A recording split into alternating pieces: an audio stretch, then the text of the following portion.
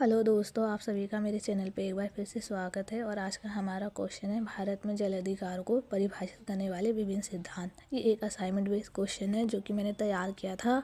और हम सबसे पहले इंट्रो लिखेंगे। इंट्रो में हमें बताना है कि जल क्या है, जल एक संसाधन है और वो कितना प्रतिशत धरती पर है, ये सब आप इंट्रो में लिख सकते हो। उसके बाद आप बता दो जल एक संसाधन है।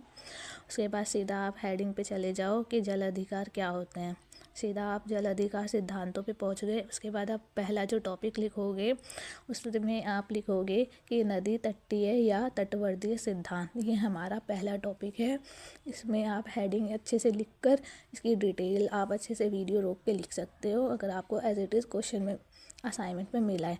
अगर नहीं मिला तो भी आप इस क्वेश्चन को तैयार कर लो, क्योंकि ये पेपर में ज़्यादातर पूछा जाता है और ज़्यादातर ये 20 मार्क्स का होता है। उसके बाद हम देखेंगे हमारा जो दूसरा पॉइंट है वो है पूर्ववर्ती विनियोजन सिद्धांत। और तीसरा हमारा टॉपिक है सीमा प्रभुत्व सत्ता सिद्धांत। ये तीन हमारे सिद्धांत हो गए।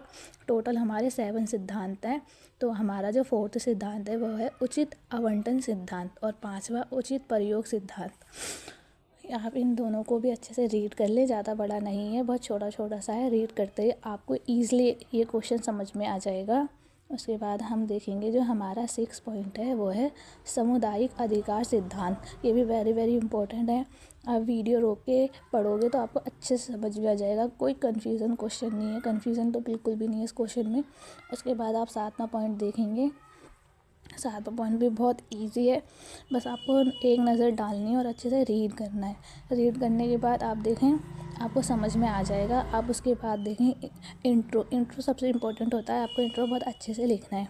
उसके बाद आप देखें कि पेपर में अगर ये क्वेश्चन आया है तो आपको बस 2 ही चीज़ करनी है। एक तो इंट्रो और कंक्लूज़न बहुत अच्छे से लिखना है। दूसरा आपको हेडिंग अच्छे से लिखनी है और हेडिंग को अच्छे से शो करना है कि हाँ हम इस बारे में बता रहे हैं। उसके अलावा आप कुछ भी